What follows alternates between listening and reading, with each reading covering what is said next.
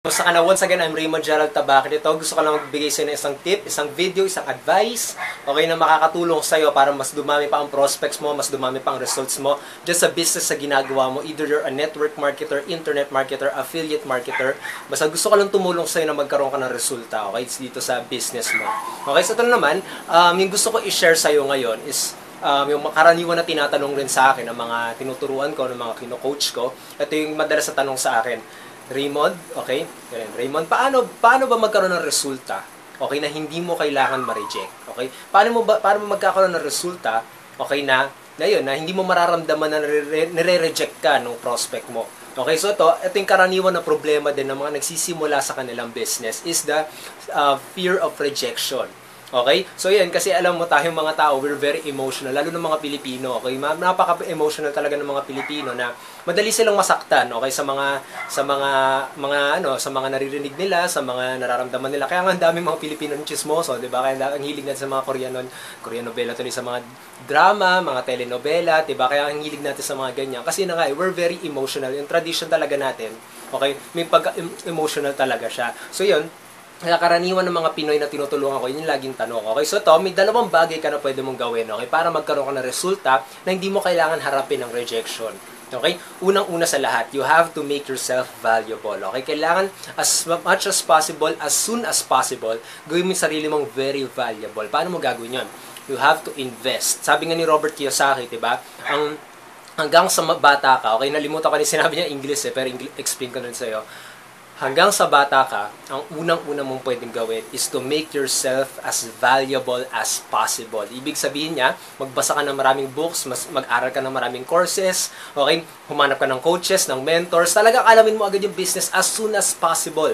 Okay? Kasi, alam mo yun, the amount of results na magagawa mo dito sa business mo is the amount of value na binigay mo. Okay, so kailangan as much as possible, as soon as possible, ang first step mo is to make yourself valuable. Then, pangalawang step, okay, ito yung magpo-produce talaga sa'yo ng resulta dito sa business na hindi mo kailangan ma-reject. Okay, this is to share your value. Okay, is to share and consistently share kung ano man ang natututunan mo sa mga tao. Pero dapat, itong mga natututunan mo, ina-apply mo. Okay? Ngayon, ito yung nakakatuwa dito, yung pwede mangyari dyan kapag ginawa mo itong two-step combo na to. Ito yung, dahil dito, makikita ka nila as someone who's very important, who's very powerful, who's very expert. Yung expert talaga, who's very, gamay o magaling dito sa industriya na to. At ito yung nakakatuwa pa, magpapatulong sila sa'yo. Ngayon, siguro maninibago kasi baka baguhan ka pa lang, 'di ba? Pero ayun na nga ang kailangan mo talagang makuha dito is the trust of the person. Okay? Alam mo na siguro 'yon, okay? Na people don't buy your products or services. People buy or join an opportunity dahil sa'yo. Okay? Dahil sa'yo. Hindi sa products mo, hindi sa opportunity. Of course, yung products mo, yun yung solusyon. Pero mas malaki yung nagiging buying decision ng prospect mo dahil sa'yo.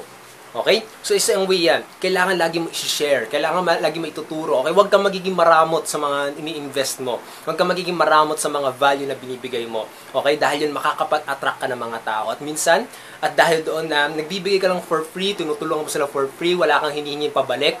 Okay? Kasi, ito na yung malakas din nag-a-apply dito. This is the law of reciprocity. Okay? Naalala mo yung time na dumating ka ng birthday ng kaibigan mo pero wala ka na ibigay na regalo, pero nung birthday mo binigyan ka ng regalo, ano yung naramdaman mo? Nahihiya ka, 'di ba? So babawi ka next birthday. Sa next birthday naman ganda naman ng present mo, ng regalo mo, 'di ba? So yun 'yon. Kapag may tao na nagbibigay sa iyo for free, okay? Automatic na sa tao 'yon na kailangan nila magbigay ng something na pabalik. At karaniwan, okay, ang nangyayari dito is bumibili sila ng products mo or nagjo-join sila sa opportunity mo. Okay, so ito yung dalawang bagay, okay, na pwede mong gawin as soon as now, hanggang ngayon na, okay, na pwede mong gawin para recruit ka, para makapagbenta ka without facing rejections. Okay, kasi kapag ginawa mo yan, ang daming prospects ka ma-attract. Okay, so hindi ka naman mong problema. Okay, na hindi ka naman problema na kailangan mo kumausap ng isang tao at reject ka lang niya. Okay, kapag ni-reject niya, edi okay, bahala na siya. Marami ka pa namang prospects sa parating dahil sa ginagawa mo. Kailangan mo lang maging consistent. Okay, so yun, ito rin nga pala, okay, sa baba ng video na to, Okay, kapag naghahanap ka pa ng paraan, ng mas madaling paraan, okay, para makapag-market ka, para makapag-promote ka ng business mo nang hindi mo kailangan ma-reject. Okay, meron ako ilalagay na button sa baba ng video na to. Tinatawag ko dito is the zero rejection marketing. Okay, tinatawag ko dito itong zero rejection marketing. Ito yung isang training course na libre, okay, na ituturo namin sa ni Mau. Okay, actually si Mau yung magtuturo, pero yun.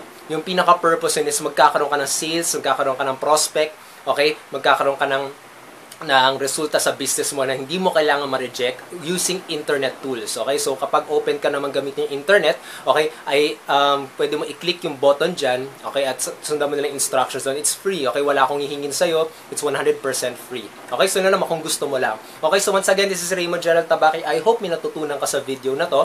Kung nagustuhan mo to, click the like button, leave your comments below, share this content.